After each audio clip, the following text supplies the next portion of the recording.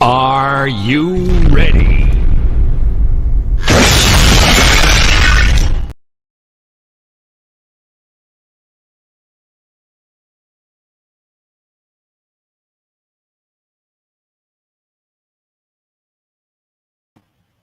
Welcome to Circle Gratitude. What's going on, brothers? Evening, guys. Good morning, good evening. Go ahead. What's going on, bro? Chris? I'm eating. I'm good. I'm eating right now, but I'm listening right now. All right, Frankie and Johnny, thank you for holding down the chat. I appreciate you. Definitely appreciate you. Let's get D up in here. What's going on, brother D? Nothing much up here eating on something real quick. Look, it's funny. You and Chris doing the same thing, man. You and Chris doing the same thing. What's going on, my brothers, man? Everybody, hope every day was well. We made it, my brother. We made it. Absolutely, man. That's a great thing, brother. Hey, man. So hey, man. So, brother Chris was up here talking about a situation, man, and he had a question, brother Strick. He said, "Why don't some black consumers patronize black-owned establishments?" I don't think that's true. I think we do patronize. I just think that we don't, in the majority, patronize as frequently as we should and as dedicated as we should. And I'm going to tell you, sometimes, just because you have a business in your minority doesn't mean that you have a good business in your minority as well. Let's keep that in mind. Oh, absolutely. I would agree. I've been to some food establishments that were black owned that made me say, what the hell? But then they, so it is what it is. But Right. I mean, I find it's interesting. I have my own business most of the time. I've dealt with a lot of black consumers. I haven't had a problem with that. In my current business, even still, well, the majority of my clients aren't black. And I think that's probably because of my pricing, because I ain't cheap. But right. But on the most part, I think we try and push things towards black-owned businesses. If this depends on the product. Yeah, and I think that's why I put the title at some black consumers. Not all. You know what I mean? Because some of them they do. They actually go to black businesses in order to patronize them. But it's just I know that I think Chris had a situation when it comes to some of his clients that he does, and he was explaining to me that it seemed like there's some of his clients that are unfortunately black always want to try to get a cut pricing or not want to pay on time. Don't want to pay on time. I've had that though. Yeah, and not saying that other races don't, but it's just the point of like he spoke to him and he raised his prices. Well, those is his prices. It's just like I explained to him. Indeed, both of them do pest control. So I said Chris had his own business and D had his own business, whatever the point. But when he was doing that, and I would like, well, your price is your price. I wouldn't try to take you out of your price. I wouldn't try to get anything less. You know what I'm saying? And he explained to the lady that she asked him why did his prices go up. Well, he told her his chemicals and gas went up and everything else, so he had to go up on some of the prices. And it was only like $75. I mean, like it's not like I said, it's now like an extra $150 or $200. Come on now, I mean, and he's doing a lot as far as his what he does as far as the labor of what he do about climbing and crawling under, and like D even say that, what I'm saying? I said, but if he went with one of those commercial businesses, and if you want the services, you would have to pay. You can't tell them you're not going to pay. You know what I mean? So that's horrible. You know what I mean? I thought that was pretty bad, and I think that's when he brought that point up. I don't know, when he get through eating, he can kind of explain more in depth. But you said you had a lot of problems when it came to that, when you had you talking about the ambulance business? No, I really, well, for my business now as a private investigator, you know, it's not a common thing. It's kind of like private investigator is kind of like a psychiatrist for Black people. They don't particularly go to them.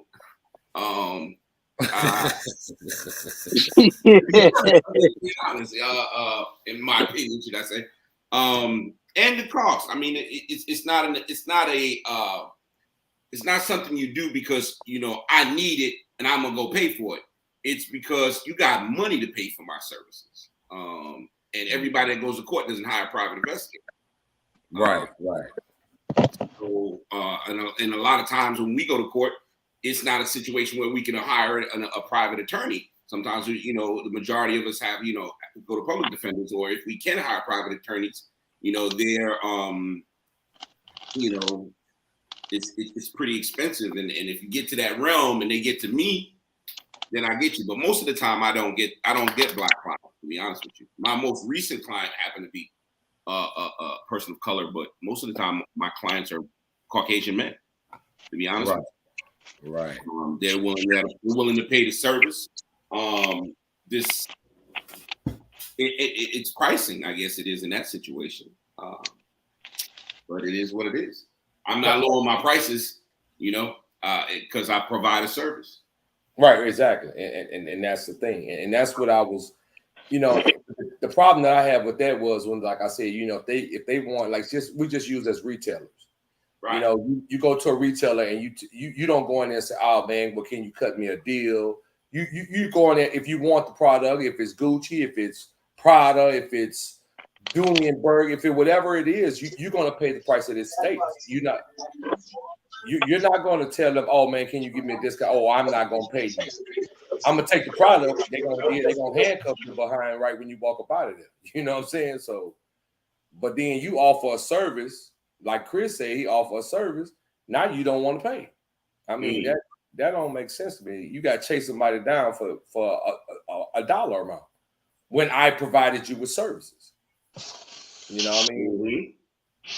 You know, but I have seen in certain situations where, like you said, if you deal with certain people of color when it comes to like if you get them to do work for you, sometimes they don't do the job correctly, or they try to you know half cut you.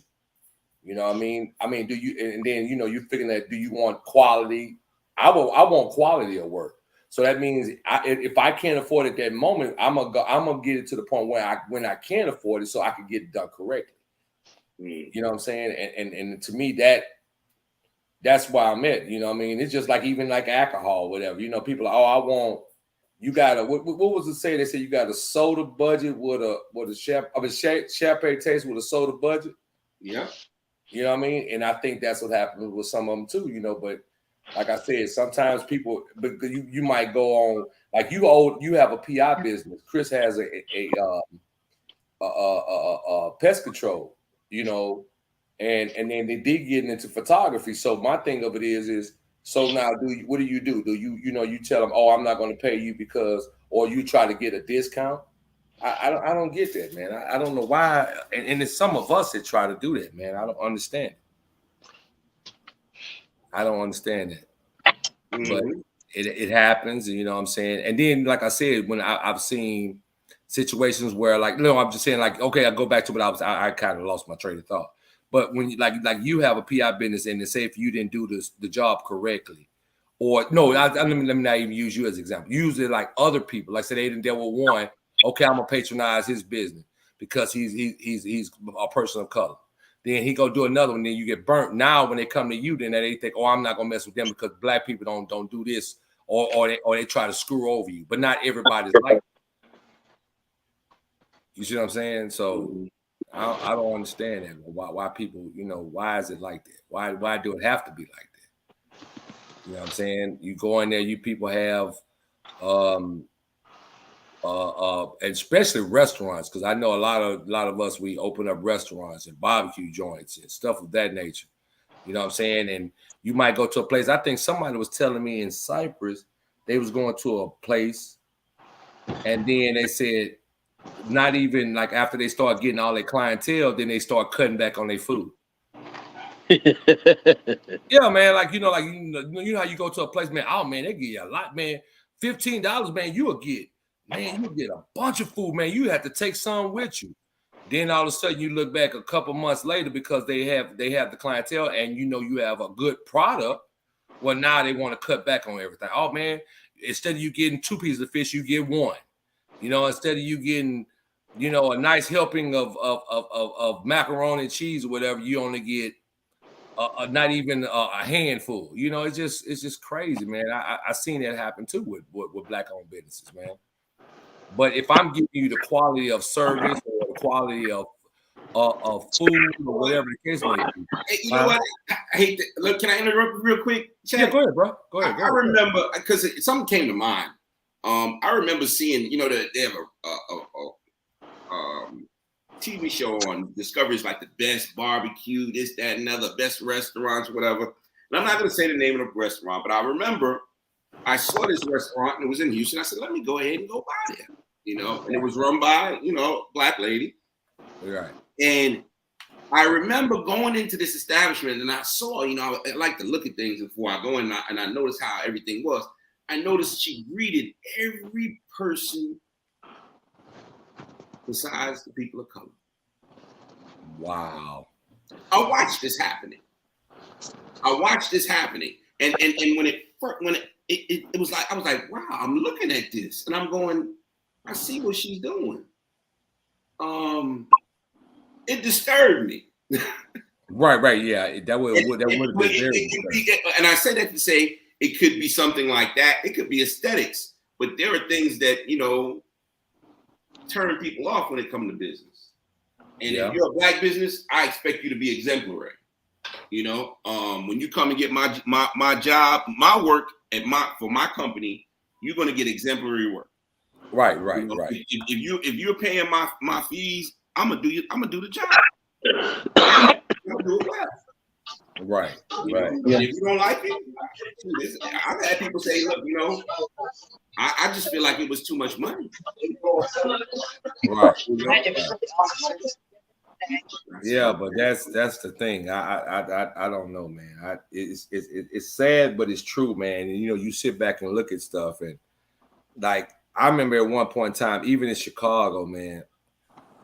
You know, used to go down one street and it was barbershops, lounges, laundromats, what you call it? Yeah, laundromats, cleaners. All those businesses were black owned, man. And you know, and I'm pretty sure it was like that in New York. Hell, it was even like that in Houston at one point in time. You know what I'm saying? You go to South Park, everybody was black, if they was black owned.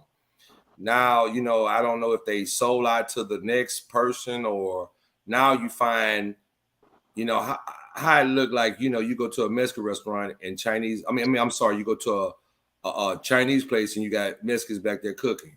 I mean, I don't have anything against them. Or you go to a Chinese place, you find Hispanics cooking. So, I mean, it's like, I don't know. I mean, I don't know what it is, man. Like even years ago, they used to have I can cook black, Italian food. huh? I can cook Italian food. Yeah. And then even back in the day, you know, used to have, you know, a lot of people of color that were you know, did lawns. You know what I mean? But I don't think the last time I seen somebody black own no lawn service. Oh, I see him.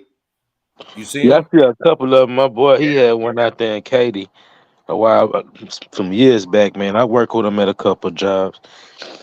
But I'm talking about, but they're not the majority. No. Yeah, no. I mean, you got a couple. I mean, even in pest control, you don't see a lot of black guys treating for bugs and stuff like that. So it's like kind of rare. I can say that much. When I step out there in the field, a lot of people be happy to at least try to do business with me. Right. But you know, but as far as, but see, you know, you like you said, you working for, you know, corporate right at this particular moment. You know what I mean? If they don't pay, that ain't gonna affect your check. You see what I'm saying? But in Chris' instance, You work for corporate or you got your own, Chris? oh, Chris got his own. No, I work for a company, but I also do it on the side as well. Hmm. And what's the requirements for starting your own though? Oh man, take some tests.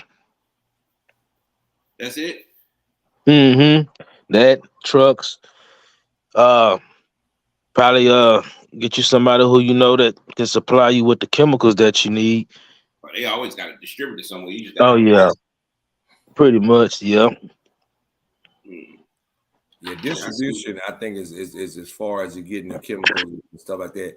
So if you say, okay, so we just using this as for example.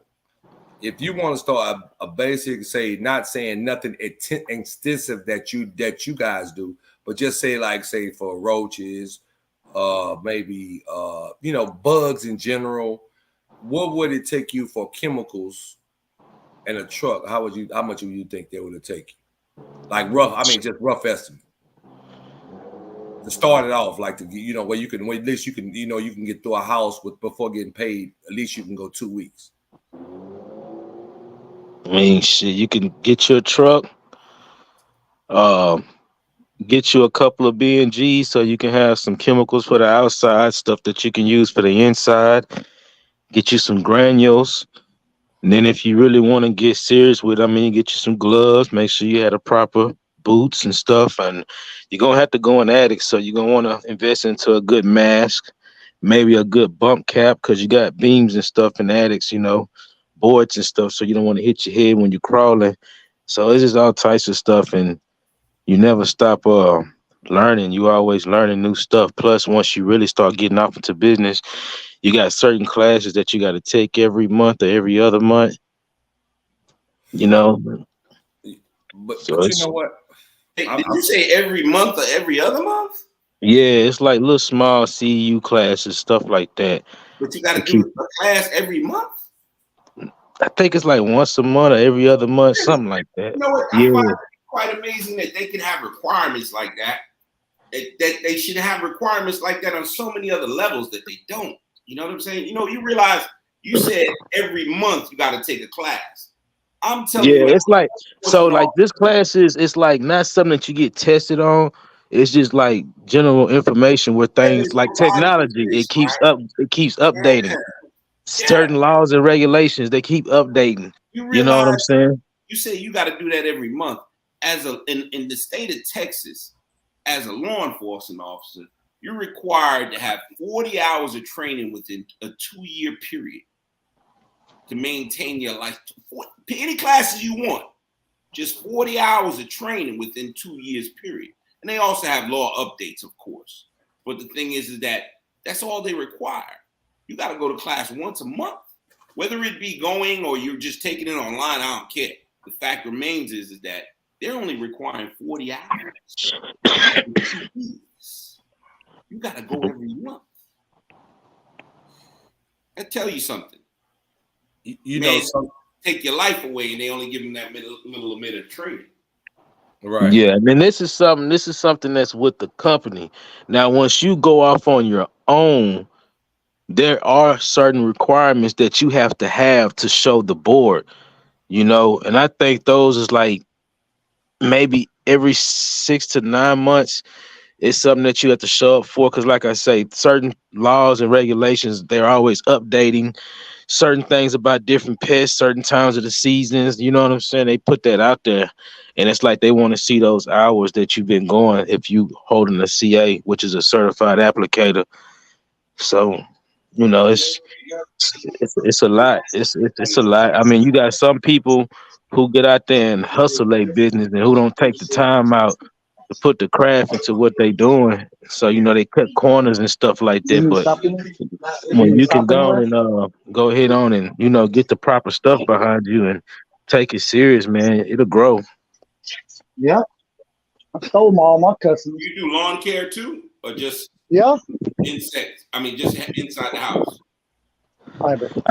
I do inside and All right, out. gotta I go. do I deal with rodents, as far as Mhm. rats, raccoons, possums. Insects, roaches. Oh, Yeah. Wow. well, I was hearing what y'all were talking about, man. I was eating because I was hearing what y'all were talking about, and Trick was saying, repeat what you were saying. If they're black owned, they have to be something. I forgot. I didn't hear the word. Huh? No, he was saying that you know what you expect of a person that's black owned. I mean, you expect your expectations of them. Oh, I mean, it has to be exemplary. I mean, I just look. At what point do we not have to be better? You know what I'm saying? Don't half step is what I'm saying. You know, so Yeah, true. you know, I don't expect to see, you know, half-ass stuff in it. Not unless I know what I'm getting. You know what I'm saying? If I'm going to mom's barbecue, I know it's mom's barbecue. You know what I'm saying? I mean, you know, I'm not tripping. You ain't gonna have a butler or you know, whatever there. You know, but if I go into a restaurant that's black owned and they are, you know, serving it's a sit down, you know, relaxation and a nice atmosphere. You know, I want things to be on point. Just like I expect it to be in when I go into one of their restaurants. Because if it's not on point there, I'm gonna say it and I'm gonna leave. I promise you. I promise you. We're not getting my money. Okay. So what if you go to like a black barber shop and it ain't up to I your don't care. part? I don't care what kind. Look, Huh? A lot of black barber shops, them do. If you ain't got an appointment, they'll look at you for an hour and they say, "You got an appointment?" Oh, for the barber shop? Well, I don't know if you noticed. Yeah, you ain't quite noticed it, but let me clarify that one for you. See, you see the picture? I can care less what happened at the barber shop, brother.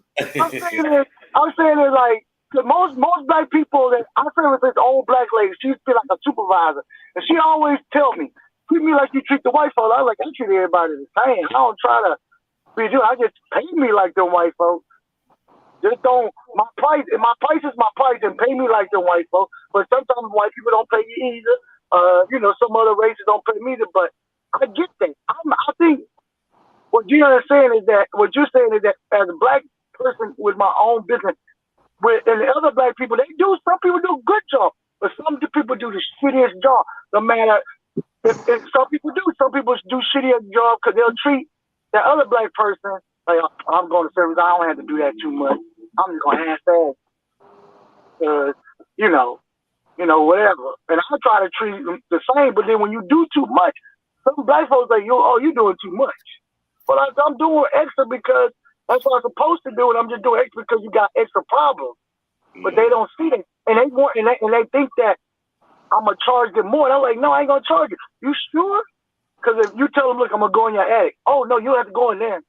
Or you have to walk in there. I'm like, but that's part of my process. Then I tell you I'm doing the attic, the garage. But then if you do extra, they look at you funny. And then if you too, I guess, you neat and clean and respectful and nice, some black people think of you differently. Well, that's what I do to everybody. I try to be clean with my clothes and eat and present myself well because this is me. You know? I have trust me.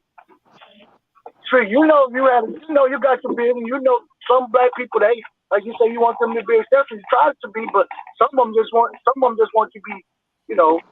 I guess like him. I guess what I'm trying to say is that certain black people want you to be a certain way. You know. Just be professional. It can be your way, but professional. You know what I'm saying? Just be professional. But you know what? Go ahead, Chris. It was a lady now, and we talked about this. Is that I had two incidents, but these two black women, businesses, great business. One takes she has a adult daycare, and the other one does realtor. She didn't pay me for like 3 months, and I'm like, wow. And I'm not. And then you feel like, hey, I'm gonna give him another shot. Now I can't give you another shot. There's one lady, I went back 3 times in a row because she questioned my 245 to 300, from 245 in November to 300 in March. March, and I go up. My chemical went up, gas went up. You call me if you tell me you want me the next day, but I have other people scheduled. I'm penciling you in that's something special. That means I'm gonna charge you for that. Am I correct? Yeah, I would think so. I mean, you expect me to be there or break appointments or something. I mean, I would expect to pay extra. You know what I mean? That's just like you go to a barber shop. If you go after hours, you're gonna pay extra. So that's just anything. You know what I mean? Yeah. So Beauty shop, nail salon, anything like that, you're gonna go to. But Sometimes I just don't know why people feel to nerve to have to say they want to get a discount, or they feel like they just want to be charged half the price. yeah, now that's the problem. That's the problem I have. That's why I was saying, whatever your prices are, is your prices. I mean, like I said, if I can't afford it, then either I find someone else, but I'm not going to try to take your prices down if I feel it's more expensive, or I would save. You know what I mean, and get it to that level. You know what I'm saying, or get it to that amount. Oh, okay, man. Dion, I got the money. Hey, Chris, I got the money. Hey, Strick, I got the money now, man. Here, hey, man, can you do the service for me? You know what I'm saying? That's how most people do it. They wait till they get. If they know something's gonna cost a lot, they'll wait till they get their money. Like, I got a little bit of money. Here you go. And a lot of times, I've been working with this lady for over 3 years. And she never questioned me about the price. She never called me. She emailed me about it, and I go, for real? And I'm debating with her. I'm like, I hate debating people about money. Hey, it's the price. Hey, let's move on. No, I don't debate. So I don't debate. I put it in the contract. If I can't afford it, I'm back away. What you say? Yeah, I put it in a contract. Literally, I put it in the contract so that way, when I go to court, like I just did, they review my contract as part of the court documents. Yeah. And you gonna pay? But they don't understand, and I think even with the work that you put in, they don't realize. They think you just sitting there and doing this, but they're not realizing what it takes for you to do what you do. Just like Chris, they don't know what it takes to do what you do. They think you ain't doing that. The part, even the part, yeah. They want somebody shady tree, like, oh man, smart. Like, nah, this ain't that. Nah, I'm doing it right. And I'm good because every spot you ever had, I've done good for. It was bed bugs. It wasn't for roaches. It was bed bugs. Bed bugs required special treatment, special type of this. And it was more of a chemical treatment, not a heat. So both of y'all do pest control? Yeah. You and D? Yeah, D do it too. Yeah. For the same company? Not y'all. Y'all live in the same place, right? No, he lives in Austin. I live in Houston. No, D went on plenty of jobs with me, man. Okay. He sold me. Dion been in the business less than I have, but he sold me some stuff that I was like, man, I ain't know that. Mm-hmm. I ain't gonna lie, and what he taught me, I took it and I told other people about it. Because he did more. He deal with more of the exclusion part of it, like sealing up the hole, than I did. So when he showed me that, I learned. And he's still teaching me. And I've been doing this since 97. Because every day in the field of pest control, we say every day is always going to be a different day. Never going to be the same.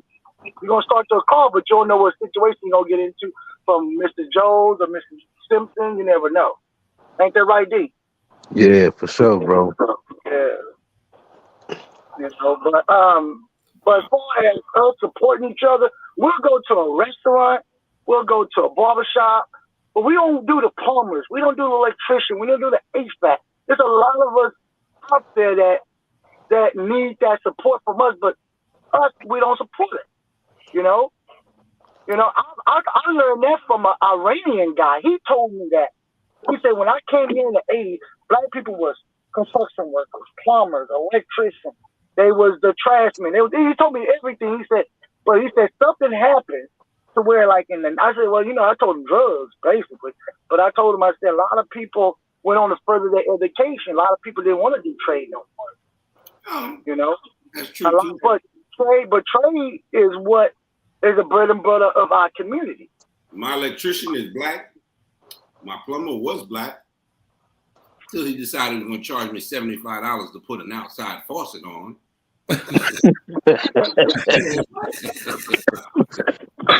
That thing that you connect the hose to, man, just need another one. He said, yeah, bro, I can do it for you about $75. Oh, no. Wow. I looked at that dude, and matter of fact, Shaq, he actually live in my neighborhood. Damn. I don't speak to him no more. $75. $75. Now, mind you, you know what I'm talking about, right? Yeah. You know that little spout? Yeah. On the outside of the house? Yeah. That you hook your hose to wash your car with? Yeah, that one. That No. $3 piece.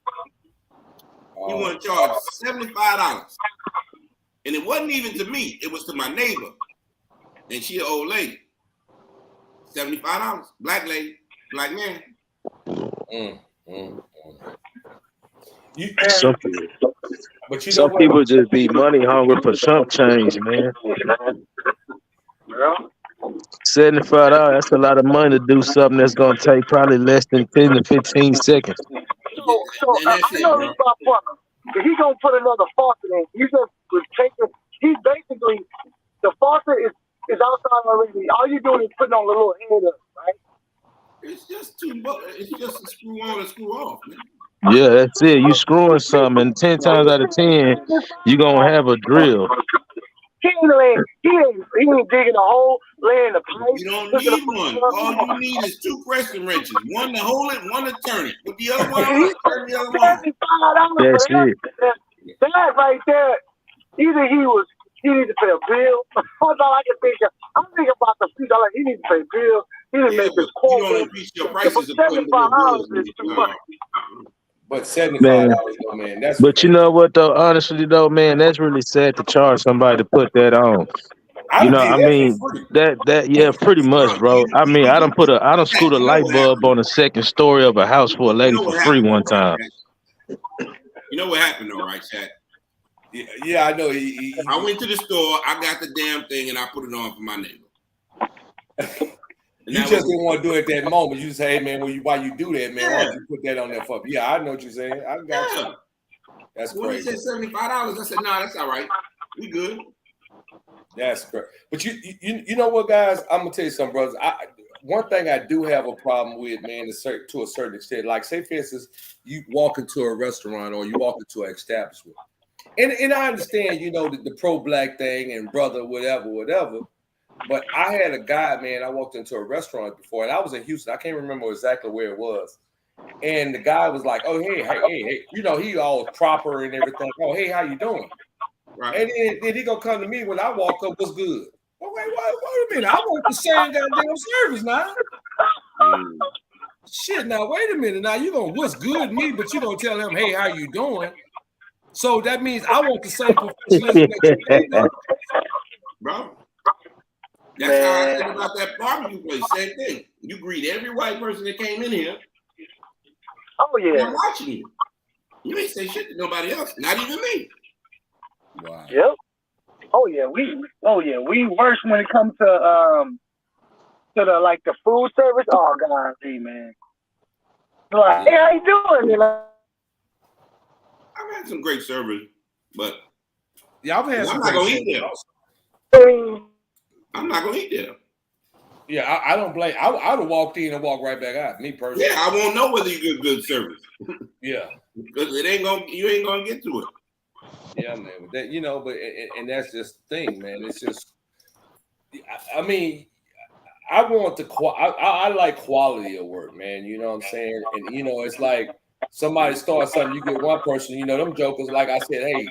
And not trying to be, you know, as far as I'm far from racist, but the point about you get some Hispanics, man, them jokers go in there and they gonna do it till they get it done. Get it done.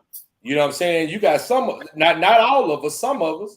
Yeah, you go in, you're gonna sit down, you're gonna take a break, you're gonna get up, you're gonna walk outside, talk on the phone, you're gonna come back in, you're gonna take a break, you're gonna do, you know what I'm saying? And I'm like, so when are we gonna get this done? Oh, I gotta come back next week, man. I got something else going on. Well, man, I thought I set you up for this appointment for you to do this for me at this moment. I asked you again how long it's gonna take. You tell me it's gonna take you a week and a half. Well, now you didn't push it off until next week. Well, now that week and a half that turned into damn near a month. You know what I'm saying? I mean, sometimes I'm not saying all situations, but sometimes it's been like that, man. And I'd be like, wow.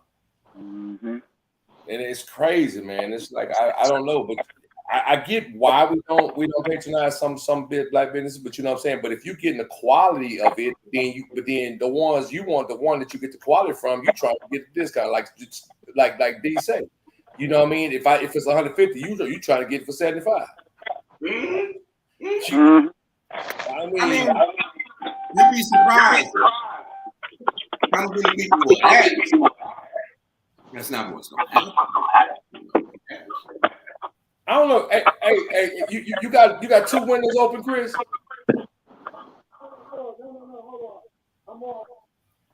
Because it seemed like I'm hearing myself talk. That's why I was asking. Yeah, man, but I don't know, man. But it's just like I don't know, man. But like I said, I'm with you, Strick. I think we should. Hello. Yeah, I was on in my truck. Oh, okay. Oh, that's why it was. Okay. Nah, but you right. I had we always go to this one restaurant, Chili's, right? And we always get a different waiter. So one time my daughter said she went with her friends and the dude did something. He did something. He presented himself differently than he did the other table, which was like a Mexican couple. But so I said, we might get him again. We got him again, right? So his name was Tyrone or something. But you know what this fool did? You know how you a waiter supposed to sit at your table and say, "Hi, how y'all doing? What kind of drinks you want?" And not put his hand on the table. You know what this dude did? He put his hand on the table and flexed his muscles. That, "Hey, how y'all doing? I'm such and such." My daughter took her whole breath not to laugh at this dude. I'm like, you was being nice to them. You was being a waiter over here. You trying to flex your muscle. And I didn't understand that. Like, you put your hand on the table when I'm for to eat. I didn't get that. But the next table next to us, behind us, you was treating them right and come up, "Hey, I'm Leroy." I can't remember the name. I'm sorry. But I just was like, man, that was kind of weird to me. It was kind of weird to me because I was like, and me and my wife, we looked at my daughter, we like, huh? And my daughter just like, "I told you." I'm like, but why is he doing that to me? Why is the black dude doing it to me? How would you feel if you going out to the restaurant and the girl just stick her leg up in there like, "Hey, I'm such and such"? You're looking at her like, I don't get it. I just didn't get it. I was like, you just was treating them perfectly fine as a waiter, standing at our table, taking our order. Then you put your hand starting to flex your muscle with us. And I didn't get that. I was like, dude, that ain't a waiter, sir. I ain't getting any go tip either. Fuck that. So we can talk about tipping later. We can talk about tipping later. Hey, I tell you one thing, man. Let's talk about customer service. yeah. Black folks horrible. I mean, customer service is so horrible, man. Don't go to the hood, then, man. You get some. Man, it's like it's getting to the point where, man, but then the crazy thing about it is, like me and D was talking about the other day, man, about how jobs and stuff is gonna be obsolete in a couple of years. Mm-hmm. You know what I'm saying? So, you out here not giving good service, like I said. I mean, I believe in giving accolades where accolades. This is a thing. You know what I'm saying? So when it comes to things like that, I mean, I would definitely say, "Hey, man, it's good service." Because if a person give me good service, I mean, regardless of race, but if you give me great service, I mean, I want the manager to know, "Hey, this person is definitely a person of as an asset to your establishment." You know what I'm saying? I don't have no problem with that. You know what I'm saying? Because some probably did, and I know waiters sometimes take a lot. You know what I mean? When it comes to waiting and always leave toys to him. It's a lot of stuff that how they deal with. You know what I mean? And I get it. Oh, I didn't know D fell off. Yeah, them customer service, man. Customer service is horrible now, man. Mm-hmm. Yeah. And customer service is I couldn't understand how we deal with customers. Like as far as used to. I tell you one place I go, man, I never got bad service. Chick-fil-A. I ain't never got bad service. Chick-fil-A. Nah, we know. I mean, why is that though, man? Why is that? I don't know. I guess they close on Sunday, so maybe that's it. I don't know, man. I've never. I mean, when I say never got bad service at Chick-fil-A, never. That is, I mean, that's what did that say for that establishment, man? Though, you know what I'm saying? Amazing. Strick, have you ever got bad service at Chick-fil-A when you went to Chick-fil-A? Nope, I was just thinking about that. I can't think of a time that I've had bad service there either. Yeah, man. I mean, so how is that? I mean, how do they keep that same? And they've been around for a minute, man. So how is it that you get great service when you go to Chick-fil-A? They can keep up the fakeness well. It's called don't tolerate nonsense, and if you don't have good service, customer service, you don't need to be working for them. Well, I think that's a part of you being a part of Chick-fil-A. You have to be able to have personality and I mean, even the young kids, man, the youngsters, man, that be there, man, they be so respectful and prompt and everything else. I'm like, man, what is up with? They need to hold a class on customer service, man. I'm serious. Because anywhere you go, Burger King, you go to McDonald's, you go to oh my God, just like today, Popeyes. Oh my Jesus, that's the boy. I think that was one of the worst. Popeyes, they the worst. They the worst. That Chick-fil-A something powerful, man. It's something in the lemonade. I don't know. Hey man, I'm serious, man. I don't know. Them I think need to hold a class for customer service, man. Because I'm telling you, I've never got bad service. I haven't heard not one person I ever known to get bad service with Chick-fil-A. You know what I mean? I really think they need to hold a class for that, man. Seriously, man. Because man, one thing I know about we was at Whataburger, and my wife had worked late, so I met up to eat. So I'm sitting there, and I asked this girl. I said, first off, I'm sitting there. So when I wait like a couple seconds, I start timing. I start timing my clock to see how long it takes them to hit. So I'm sitting there. I'm like, I see them playing around, throwing a love sign. One girl got a drink from her boyfriend outside. I'm like, they passed by the restaurant. Nobody come. All of a sudden, more people come behind me. They say, somebody at the register. I was like, damn, I guess I was nobody.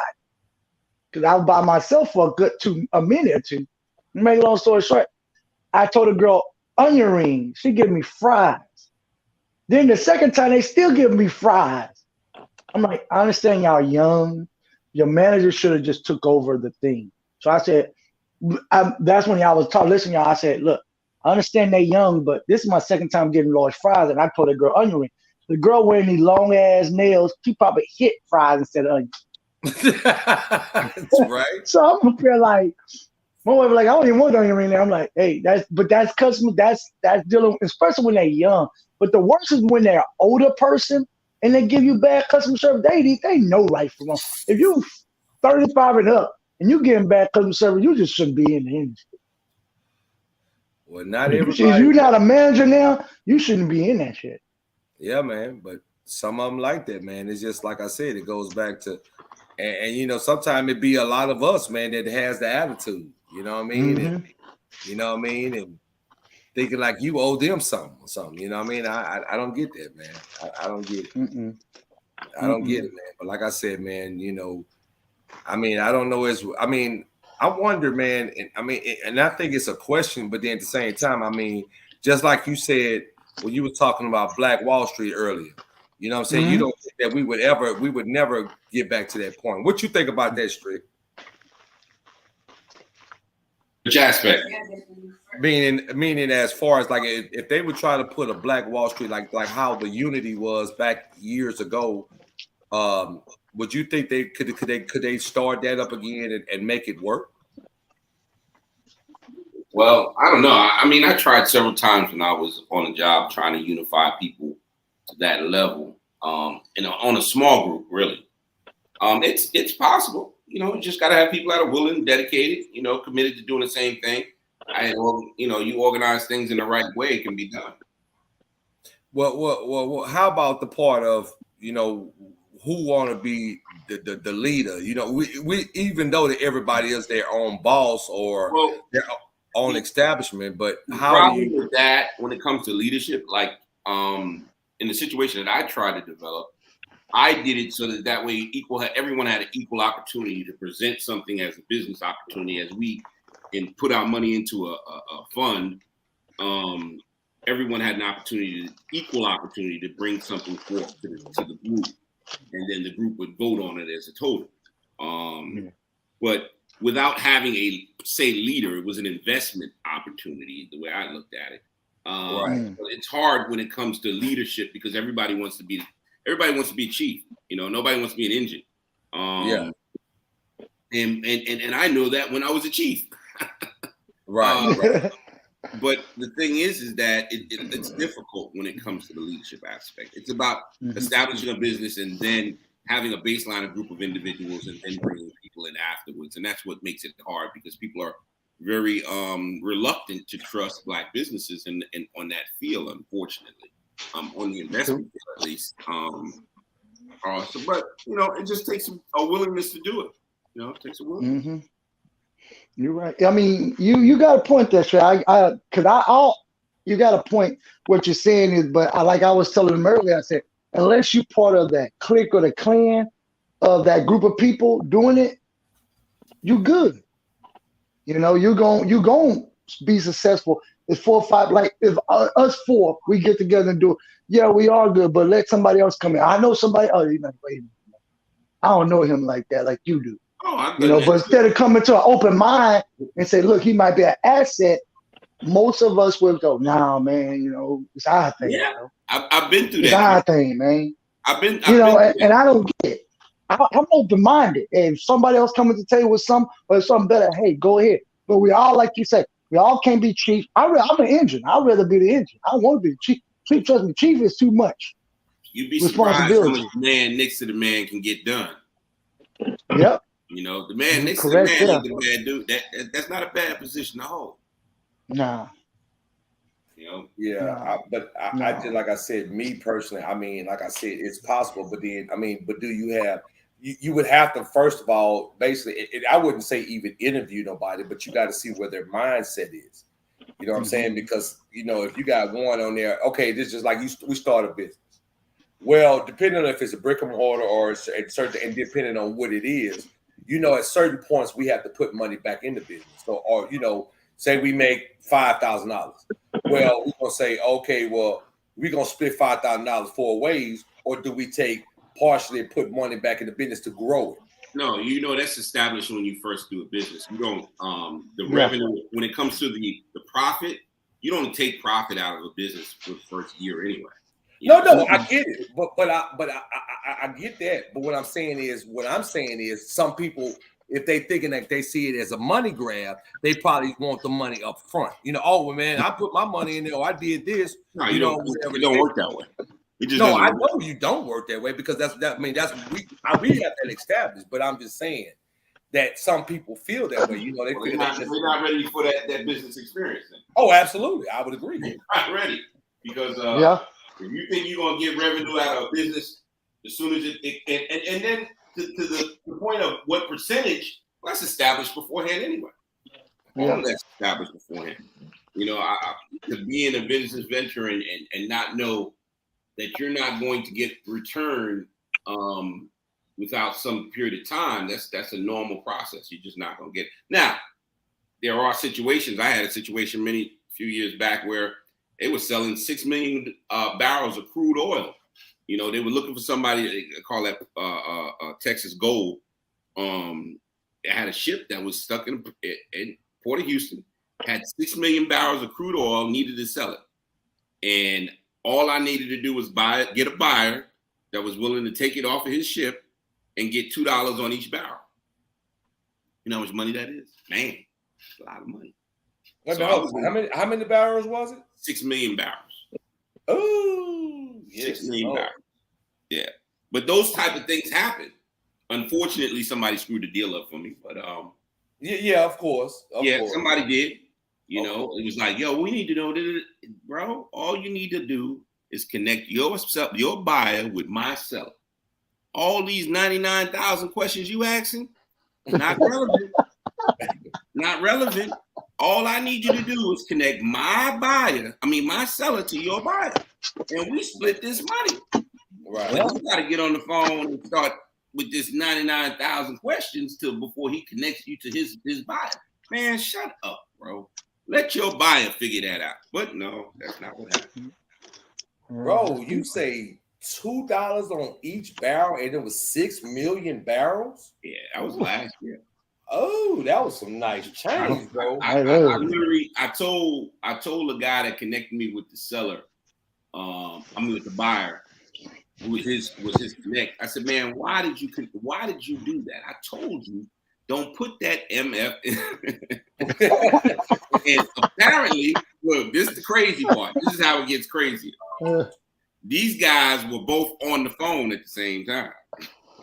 Oh. And then, come to find out, they was having a child's bar mitzvahs together.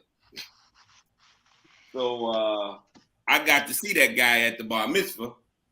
That I said, I told you not to put that Man, you'd have been, that's what, 12 million, right? Well, my split would have been, I'd have got 6. I would have gotten 6. Well, hell, 6, 12. I mean, yeah. All good. All good. 500,000. I mean, but that's us, man. But you move in them kind of circles. Sometimes you meet people, and what happened was that that's what it was. It was clients. There were clients of mine that networked me with her because some of the background you do and sometimes I do backgrounds on companies before they sell or buy or what have you. Yeah, sometimes you get those opportunities, and it's a quick one. Yeah, man. And then that's when you have people that'll be doing like that guy did with the 99,000 questions. Don't get me wrong, ask questions, but that's not your job. Your job is to connect me to a buyer. That's it. You know, that was it. Not to do the background work. We can do that. And like you said, if it's $2 a barrel, 6 million barrels, and even if you made 6, when that same buyer go in there and buy it and drop that money, and then you know what I mean, he gonna turn around and probably could sell it at $10 a barrel. Or at the time oil was going for like 49 something dollars a barrel. Oh yeah. Oh my God. So I mean, it was too much money there, and that's why I was like, yo, dummy, just connect me with the damn buyer. We'll make the rest happen. You know what I'm saying? But he want to go through. So by the time he went to the 99 questions, and somebody else got a buyer, and it was it. It was done. That's why I call it Texas gold, because you can do so much with it. Man, look, you know they say people F up a wet dream, boy. Man, bro. When I tell you, I was cussing my friend that hooked me up with this guy out so bad. And then to find out the dude was on the phone too, I was like, well, shit, he needed to hear that. He needed to hear it then, damn it. You know? Yeah, you are. Damn, boy. What Fred Sanford say, you big dummy. Yeah. Man, could have been set. Could have been set, man. And that money could have been, and by that time, Strick, I know that money would have flipped 3 or 4, 5 times, 10 times by now. Man, I'd be off somewhere minding my business. It wouldn't have flipped nowhere. I'd be off minding my business. Should be in them islands somewhere. We'd be quiet somewhere. They I lying. wouldn't be working. No, working, no, that definitely would be. Nah. I'll flip it. A yacht fishing somewhere, we'd be hanging out somewhere. Oh yeah, right. For a whole couple of years. Mm-hmm. But hey, man, that's I true. want to do that in the Philippines. Yeah. You sound like my homeboy. He building a house in the Philippines right now. Yeah, I got a partner of mine right now building it. You right? Yeah, my homeboy. He showed. Oh, it's bad. Yeah, he's like, I'm leaving. I'm like, okay. Dina know him. I've been knowing him since '96. And he go, man, I'm gonna move. And he never said. He just started saying he's dating some Filipino chick. He's putting money, showing me the house. I'm like, you sure it ain't no ripoff, right? And he's like, nah, man, it's legit. The house, da da da da. And I'm like, but my friend, he's 6'4".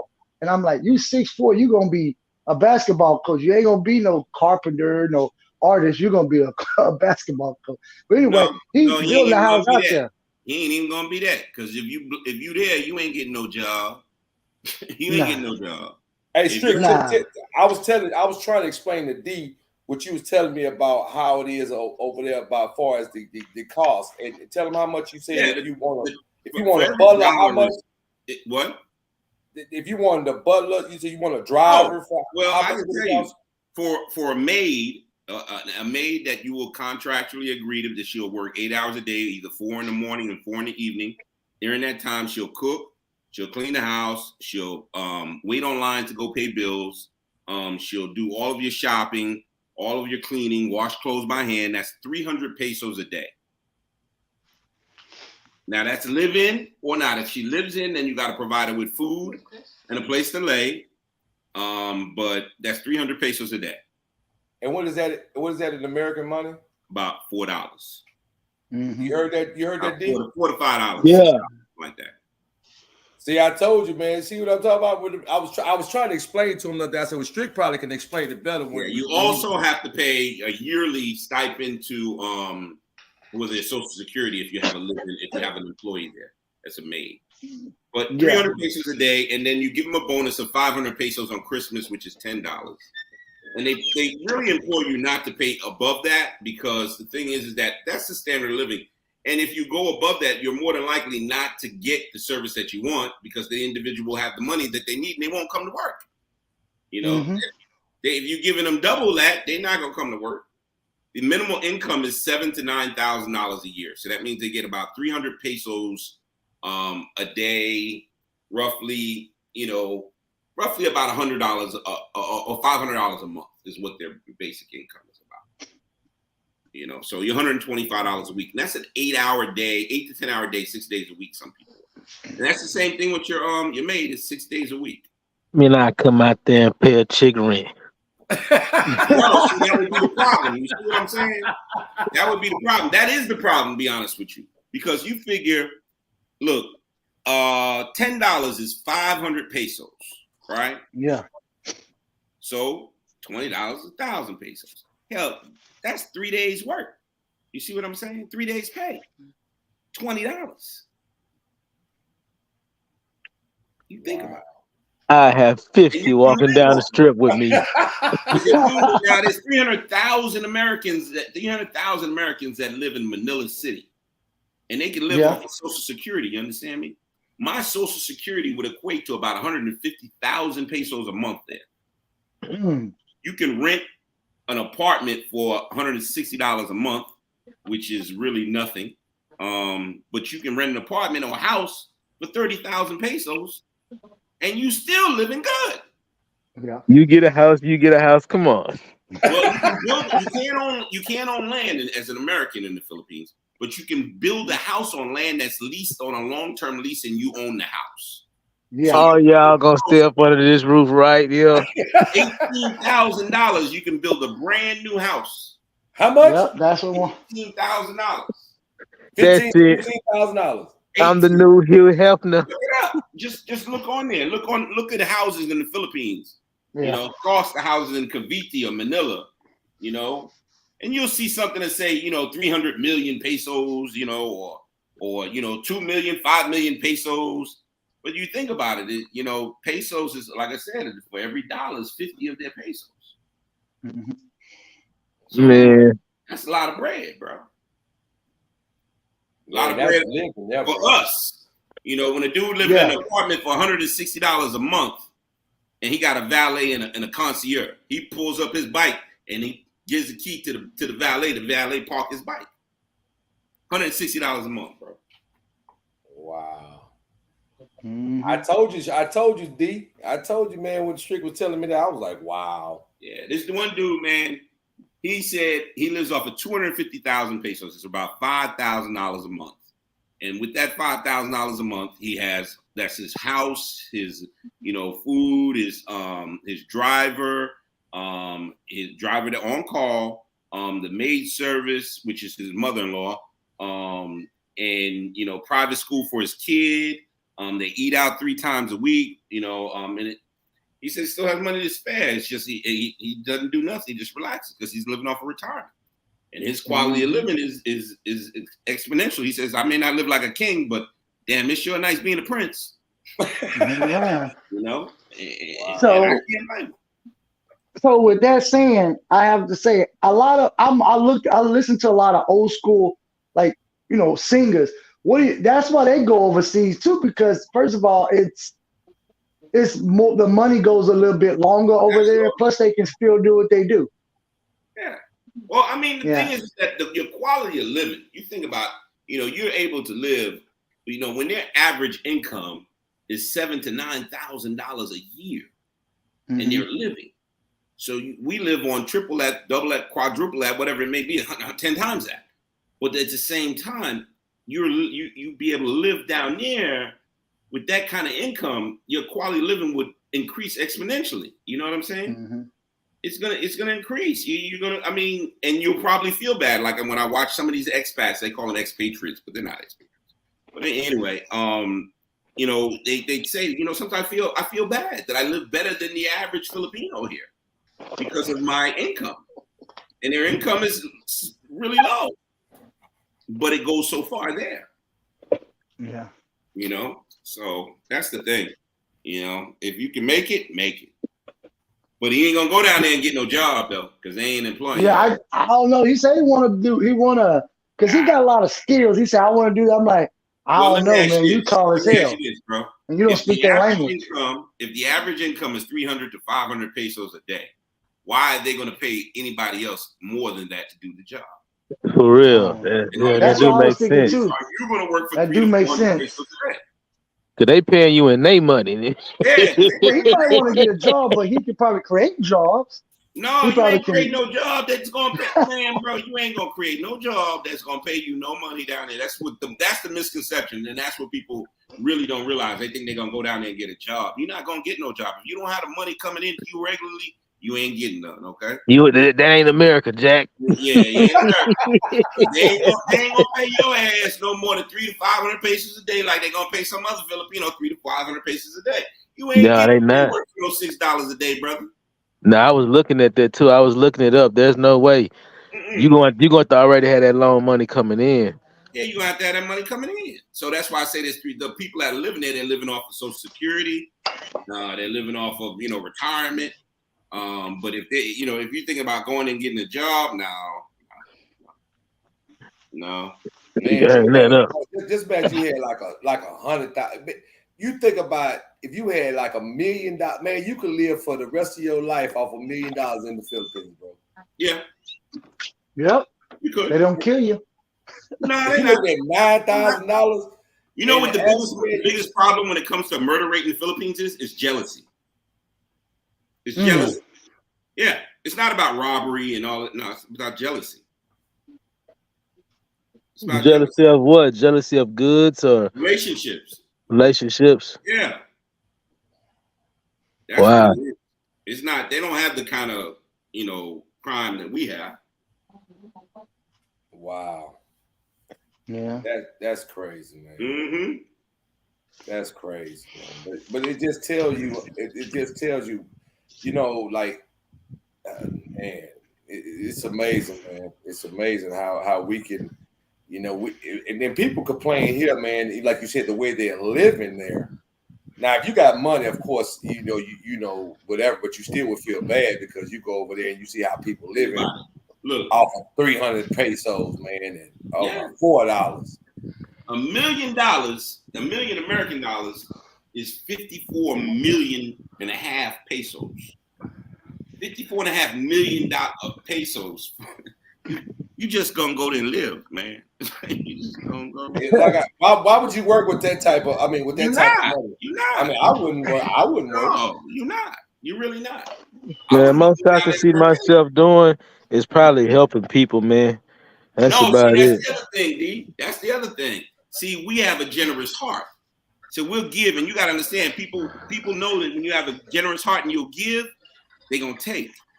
They're gonna tell you truly. They're gonna keep coming for you. So you can't, and when you do that so frequently, because you be like, man, we got it, and yeah, you got it until you ain't got it no more, bro. because you done gave it all away. And it's easy because you got a weak heart, and I got a weak heart.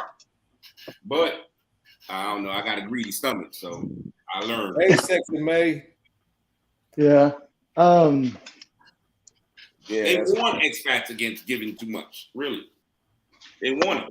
They say don't. You know, I know you want to give more, but you know, if you give more, the chances are, you know, you'll lose more than you think you will. Yeah. I guess it goes back to the point when you know how you do. You know, they say you start feeding the cat, and the cat won't go away from your house. You know. Oh yeah, that is. Yeah, that's the same truth, right? Yeah. So I guess that would be I the hate my same neighbor concept. now. Yeah, man. Because I talked to the lady that's at the rehab with my mom, and I told her I was telling her about you, Strick. I said, yeah, my boy was thinking about, you know, going to visit, whatever. He talking about what he going to get a wife? I said, oh yeah, that's what y'all think, that American men just go over there and get a wife. Nah. To be honest with you, man, my intentions, it don't have nothing to do with a wife. No, I get it, but I'm just saying. But that's the first thing. But if I'm pretty sure if she think that, how many more of them think that we just? You know what's crazy? Well, as I started doing research on the Philippines, what I found out is that there is such a myriad of people that are on these dating sites that date, you know, and they're looking for American men. You know, and I did and I didn't realize that the videos I was watching, I would hear them say stuff like AMF or something like that, but I didn't realize what it was a dating site that they're reviewing on YouTube. But there are a lot of women that's what they're looking for, and a lot of men come there looking for that. You know, I just happened to meet somebody that didn't have nothing to do with that. Wow, that's crazy. Yeah, that's crazy, man. And that's why I brought up the issue of the traditional relationship. That's one of the reasons, because I was inquiring, you know, where the standard lies, and I don't believe that there is a standard. You know, we don't have a standard. You know, that's the only conclusion that I can come up with, that we don't have a standard. Yeah, I mean, but like I said, but I mean that goes back to, but like I said, you know, remember the American culturally. Well, at least in well, now I think even back to Prohibition days and all the way up to now, it was, you know, the woman was a homemaker and then the man was the provider. But then it got to the point where the woman did certain things and the man did certain things, whatever the case may be. But I guess as time progressed, man, and I don't know what you would call it, but then, like I said, it goes back to when you say culturally, you know, like Indian women or Muslim women or Filipino women, you know, Chinese women, where they, you know, the men are superior in those races. You know what I'm saying? And in their culture. I think even in Nigeria, right? I think that I think we turn our culture off. Well, we're never going to turn them on to that. Let's just clarify that. I shouldn't even go that way. But the superior word and the traditional word, these words seem to trigger some kind of obscene concept when it comes to men. When you say you want a traditional, you want a you know, I don't want to be superior. So that's never been my No, yeah, of course not. You certainly want head and neck theory. If you have head and neck theory, you know, biblically and realistically, and you know, we are the head. But hey, man, you need both. But somebody's got to have a role, man, and you just don't see it anymore. You just don't see it all the time. In some cases, should I say? Yeah, but I mean, but you know, you still have those that still has their old school values or whatever. But like you said, I'm not a person that want to be superior. No, I'm not. You know, don't bow down to me. Don't walk in the door. Wait. I do. Oh no! Don't start no shit. Don't start no. Nah, I'm messing with you. Nah, I not that person, man. Nah, like I grew up in a household like Trick. I grew up with a bunch of women in the house. Hey, me being superior, nah, I just, you know, respect, you know, the whole deal, you know, like that. But being bow down to me, I see it a lot, but nah, I think that's more like, that's some shit that either woman gonna kill you or you should gonna leave you. You act that way. She act that way towards you. Hey, what did you say, Strick, the other day? You said the girls used the word traditional and what else? Modern?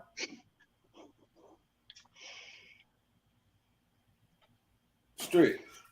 He must have fell off. Yeah. My phone. Oh, you go your phone. Oh, okay. I got the other day. What did you use? You said the woman, the young lady used a modern and traditional. Yeah, well, she was upset with the fact that I said traditional relationship, traditional, and she said, well, no, I don't approve of the word traditional. I said, well, if you're a modern woman, what's the opposite? The opposite is traditional. So I mean, what's the offense of that? But the automatic perception was that I was saying, oh, a woman should be subservient, and I'm not saying all of that. I simply asked what was a traditional role in her from her preview, and she couldn't tell me what her traditional role was. And that's the problem that we have is that but she was young, and so I didn't, she's 32, and I was like, okay, that's your opinion, it's like, oh well, there's no traditional, well, but then you're single, you're single, you're a mom and you're a single parent, and you're saying there's no traditional, but you don't have a man. But then at the same time, at the same time, you could say that an individual is, by accident, I can't tell you part of this because I'm not saying any names. The individual, when I went over to the individual's house, it's a neighbor. I went over to the individual's house, and there was a man laying on the couch. So I felt really, like, man, I thought their mom was there. It's like, okay, well, hey, I'm sorry, let me go. I apologize. I didn't, I had went and talked and everything. And then I sent a text and said, hey, you could have just told me, I was uncomfortable that you had company. And she said, well, my ex-husband ain't got nothing to say about what goes on in my motherfucking house. Oh, wow. So mind you, he was there when she said that. He was there. So my deal is, who does that? So that was disrespectful on every level. But the thing is that they didn't deem it as being disrespectful because you know what? I'm my own person. I don't need to be dealing with none of that. Wait a second. That doesn't mean that you have to be disrespectful though. Right. And you don't even understand the parameters of the disrespect that you've laid out. Yeah. Because really and truly, if I was a suitor, which I wasn't, I'm not, I would have been like, what the fuck is he doing laying down? Excuse my language. What's he doing laying on the couch? I'm your ex-husband. I'm laying on your couch. I don't know how and why an ex-husband would be laying on anybody's couch because I surely would not be laying on my ex-wife's couch. But nonetheless, this happens in this millennial world. But it's just, I just shook my head and was like, yeah, well, you know what? You're right. You're right. I just said, you're right. He don't have no say. No. And you're right about everything you're saying about me too.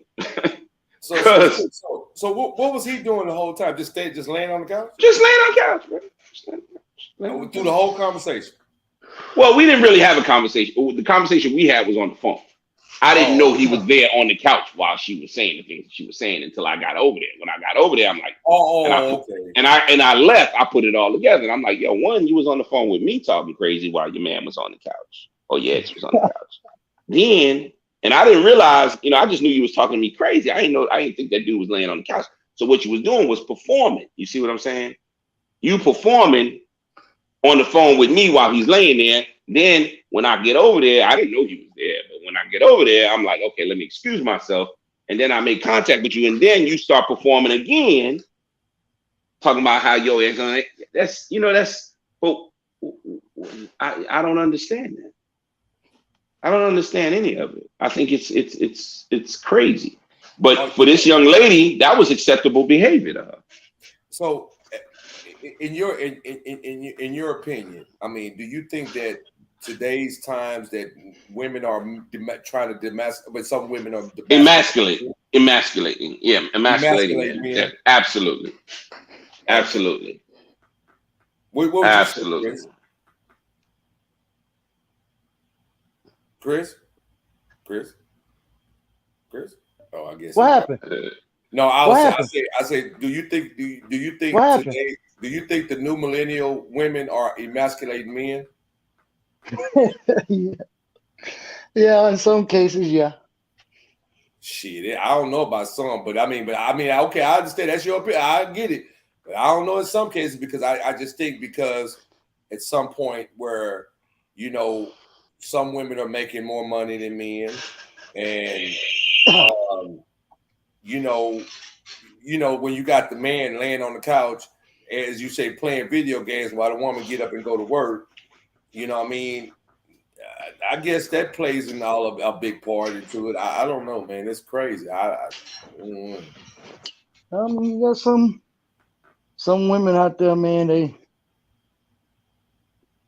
Some of them are that way. Some men, prefer that. You got some men. Don't forget about the men. Some of us prefer that.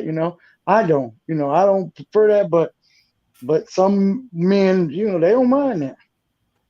But Yeah.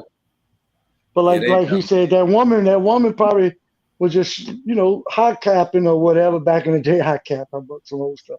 But old school on that. I ain't heard that word. I ain't heard that word so long. Hot cap. But you got women like that. I don't try to deal with women like that. I don't. When I was single, I was like, I was about to say you ain't dealing with women like that at all, my friend. Nah, I don't deal with women. I don't try to deal with women.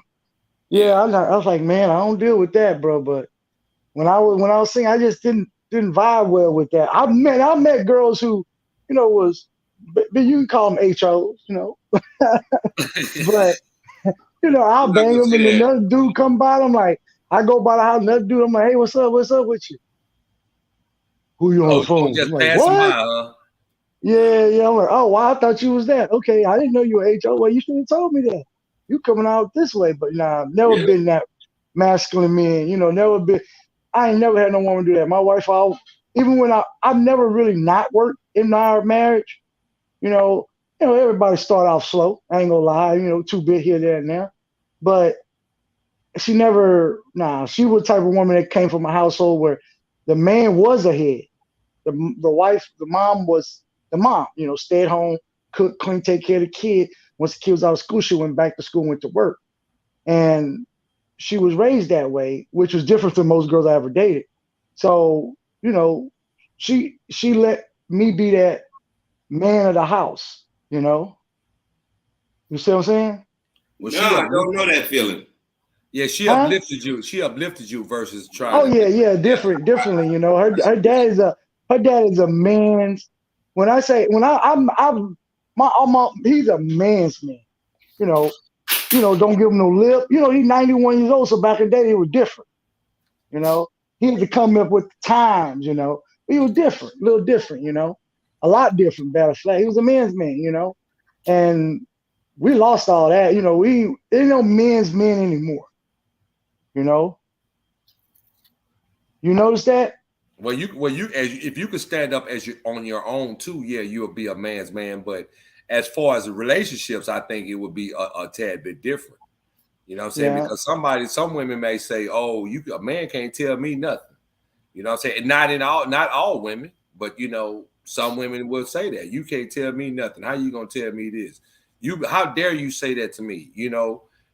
I wear what I want to wear. I wouldn't tell a woman what she could wear and not wear anyway. But what I mean? To the point of my wife asking me, "Well, baby, how this look?" That to me, that means a lot. That's versus, she just, I'm gonna wear what I want to wear. You know what I mean? No, she'll be like, "Baby, how do you think this look? Or do this look good?" Or which I do the same thing, baby. Well, I get dressed. I know I put an outfit together, whatever, and I put it on. I'm like, "Hey, baby, how this look?" Because really, at that point, that's all that's important to me is how I look to her, not to the public. You know what I'm saying? But come on, man, you gotta keep it real. Your wife wearing a shirt that needs to be ironed. You like, man, that shirt looks nice. Yeah, but that's different. But she can't say I'm gonna wear what I want. But I'm speaking on something like, a person, like a woman want to wear something with revealing. Or something to that fact. Even though like real women they're gonna cover up. You know what I mean? Not saying they don't wear something that was because you could be sexy, but without being looking hoish. You know what I'm saying? You don't have to go out there with your booty cheeks out, your 100%. chest out. You know what I'm saying? So you could have a seductive sexual, or she might wear some particular for you because you like it.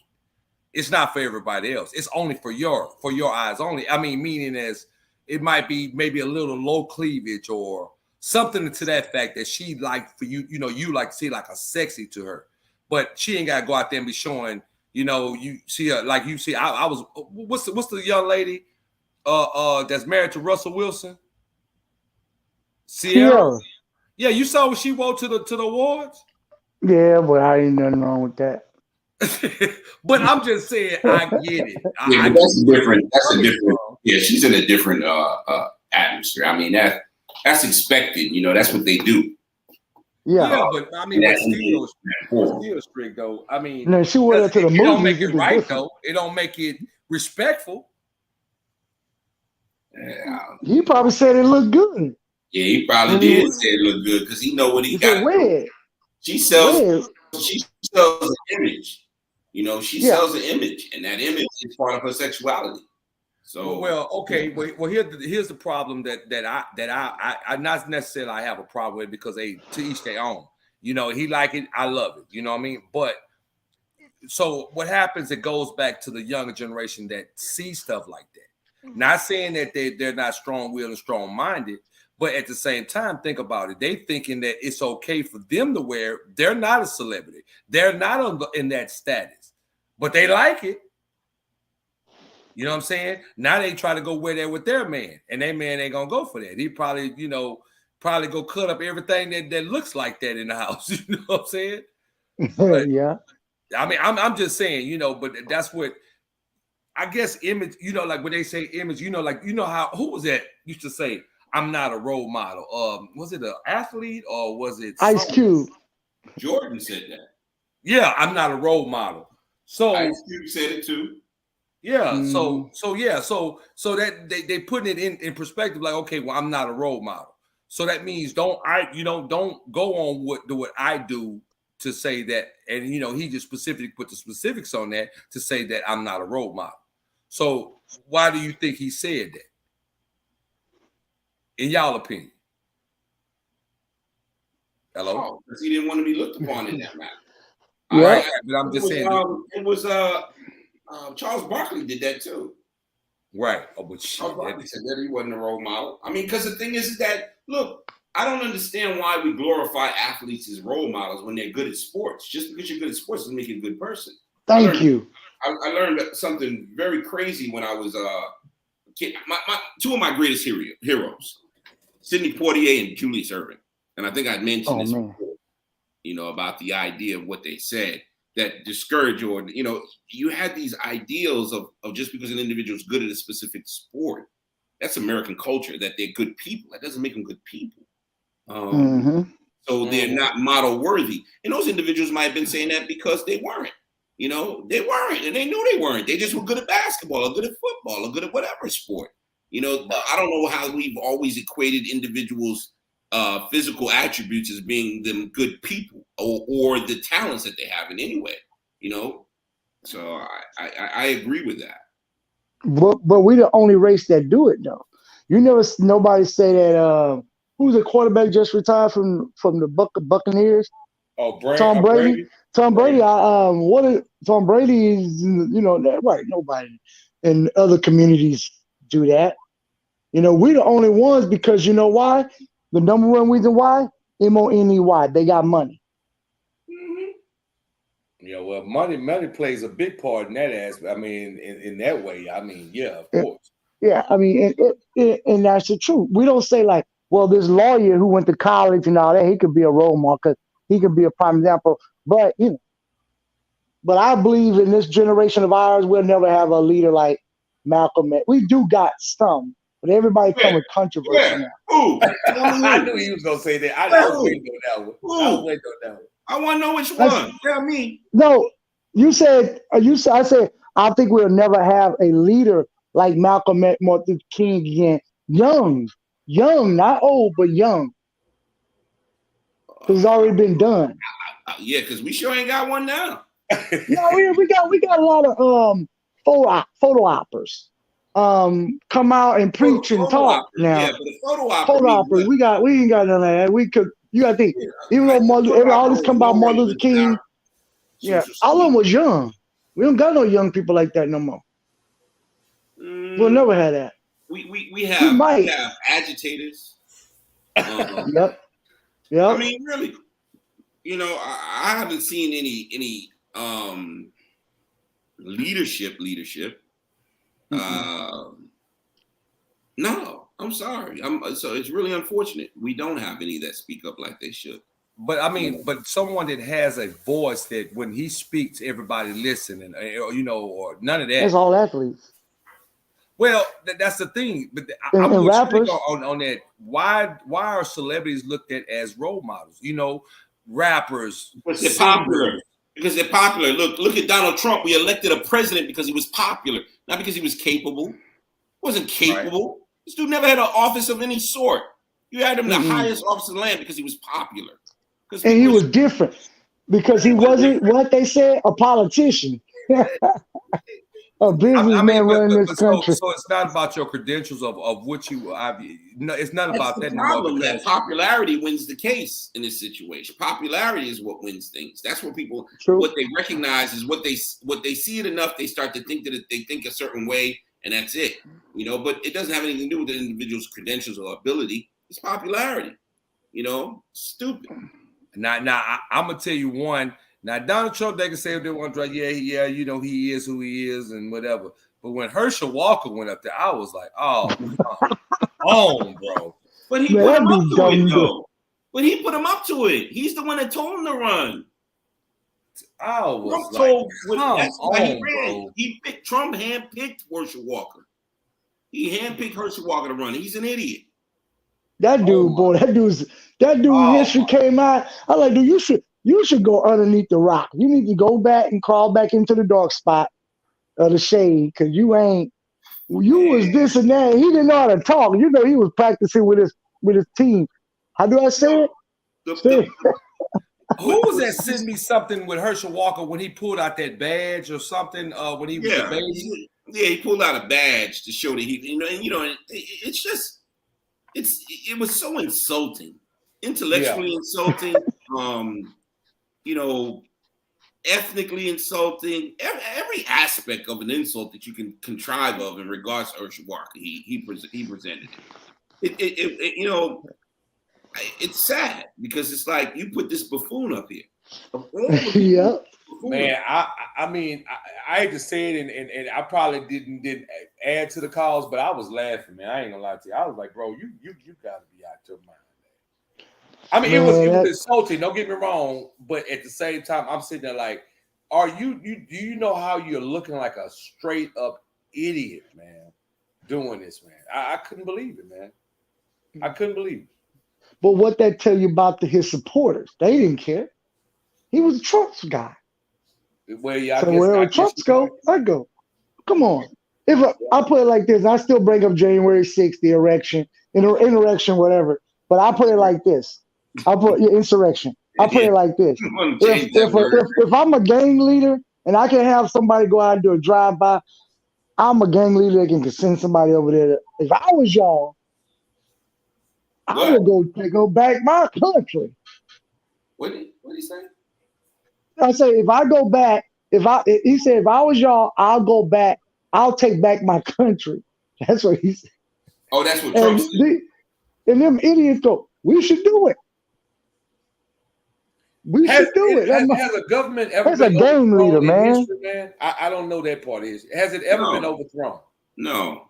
Oh, and during World War II, was that? Well, no, World War II. Yes, it was World War II, I believe.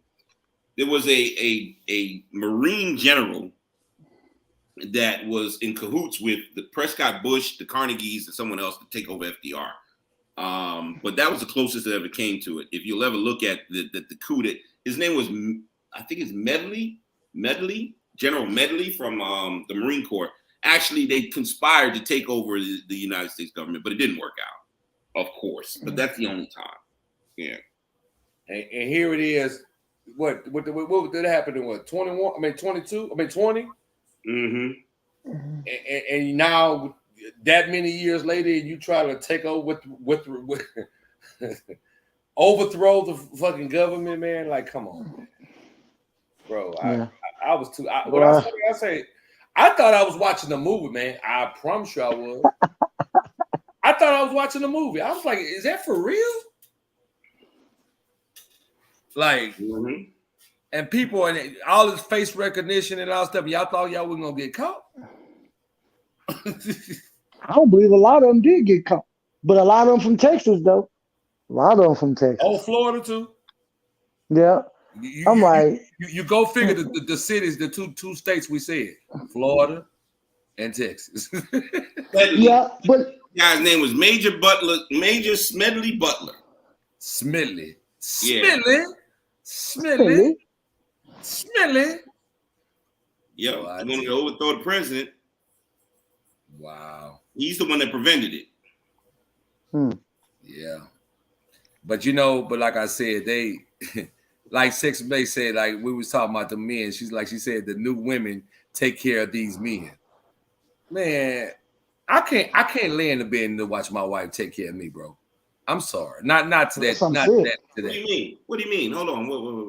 What you no, mean? not. No, let me say this not. Not, I'm meaning financially. Just sit back and she take care of you. No, I don't understand. Nah. What do you mean? You saying sit back and your wife take care of you? You couldn't. What do you mean take care of you? I don't understand. Like far as financially. Why not? Okay, no, you're not hearing what I'm saying. You're laying on the couch. You have no source of income, and she goes to work, and you sitting there and waiting on her. You on the couch when she leave, and you're on the couch when she get back. Well, that's I don't know what the hell that is. My point. That's what we're saying. That's what that Sex May was saying. That's what they're doing. Then you go. He used your car to drop you off to go to work.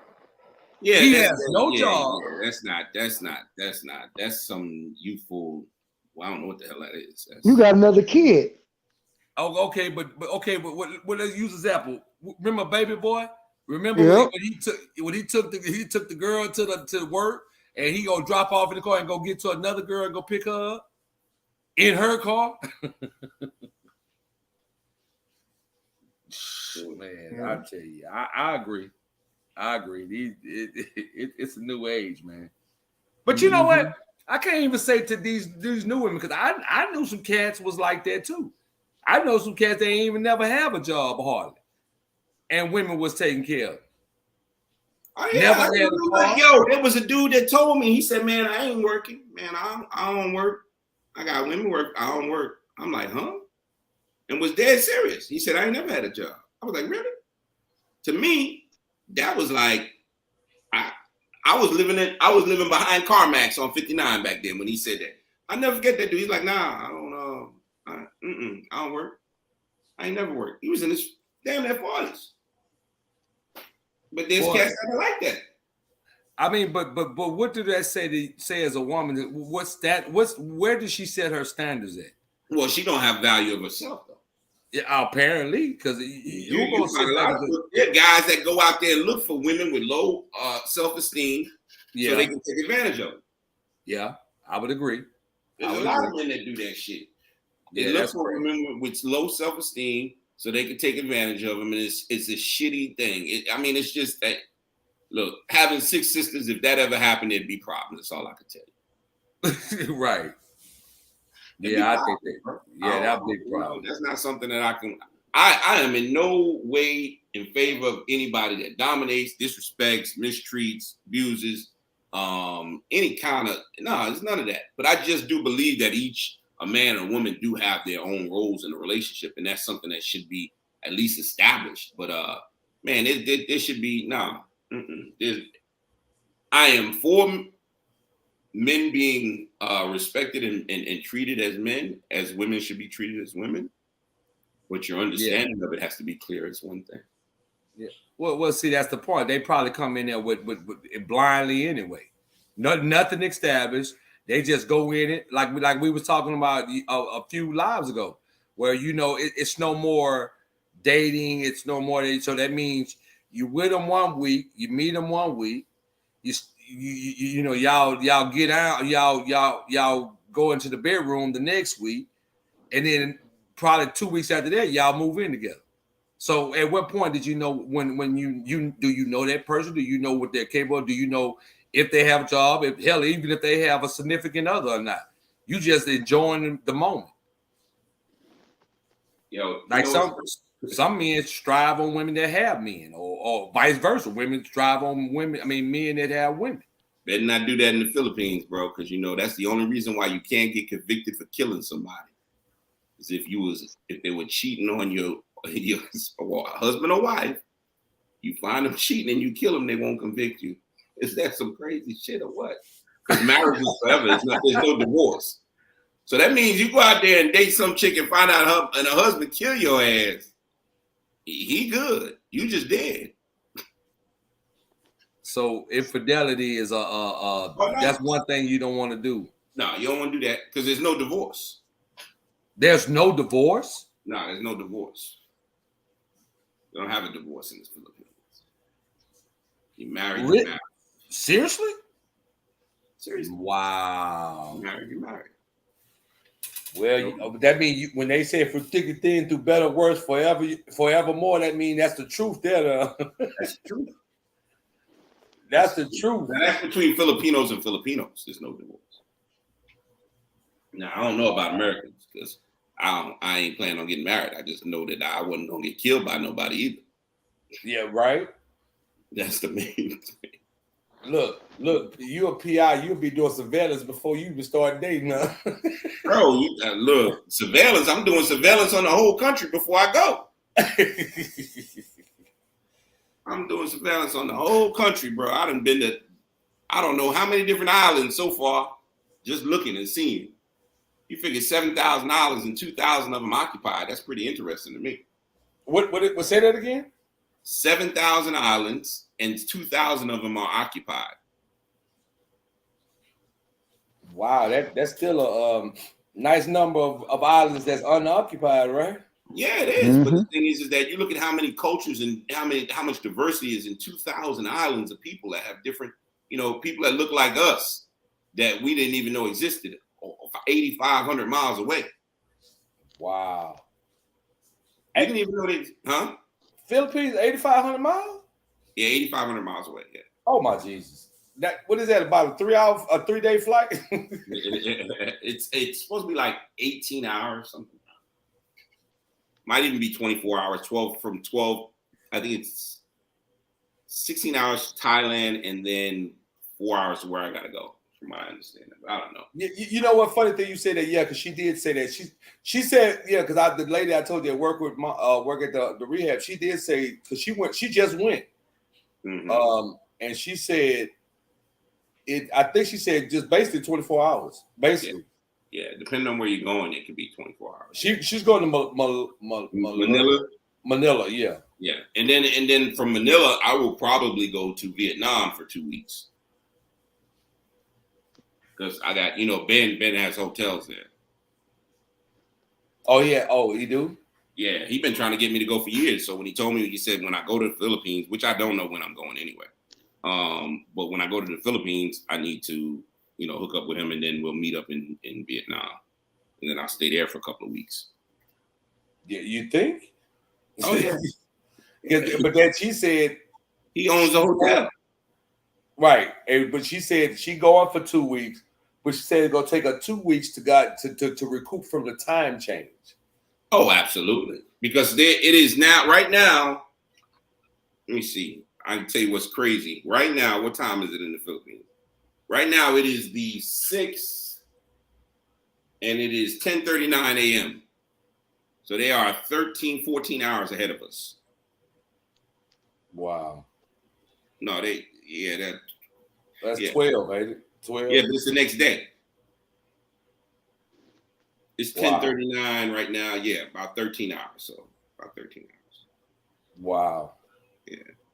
Yeah, that's a big time difference, man. You imagine, and then you come back here, man, and your body's still like you come back, you back on the day before. It'd be great if I slept any day. Shoot, sometimes I go 36 hours without sleeping. So, yeah. So it won't be too bad for me. Wow. Whenever it does. Wow. I ain't in no rush though.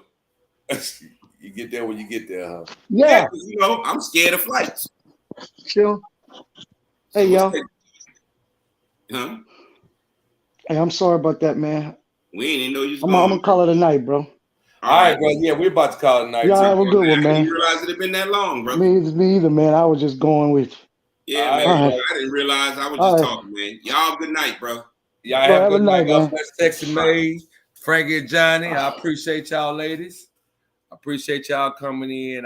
It's always a blessing to you guys, ladies, to come in and hold it down, and it's always a pleasure. So I just want to tell y'all, God bless, and we're gonna take it out of here with a prayer once again. Oh, precious Father, we want to thank you once again, Lord. Thank you for bringing this day forth to a week that you made in your presence, oh Heavenly Father. We want to thank you once again for keeping us and making us be able to open our eyes and then go through our day, oh Heavenly Father. But we thank you once again that we have good people and positive vibes and talking about positive things, and we keeping each other uplifted and without any negativity. And when the enemy tries to attack, Lord, you know, we just tell you, get behind us, of Satan. So we just want to thank you once again, and I want to God bless every single person that's viewing, everybody that's coming in, anybody that might view this live, that they have a blessed rest of their week, and they have a blessed day and night, and protection over their family, oh Heavenly Father. But we thank you once again. And we want to praise you and glorify your name. In the mighty name of Jesus, we pray. Amen. God bless everybody, and thank you again. Until next time, we're out from Circle of Gratitude.